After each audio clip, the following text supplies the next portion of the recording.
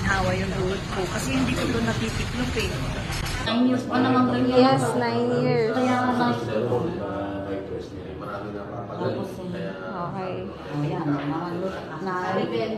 naibibend. Nag-bend na po. Oo, yan. Sanayan na lang. Ayan si ma'am. Malaking improvement. Ayan, sa paglakad. Ayan po. Paturo ko sa kanya. King kaya na. Kenny ko na lang ako. Dala mo ang the players, Kenny. Okay na. Ikaw ang daladama kong malamot ang gasing tang ganuman. Wapo.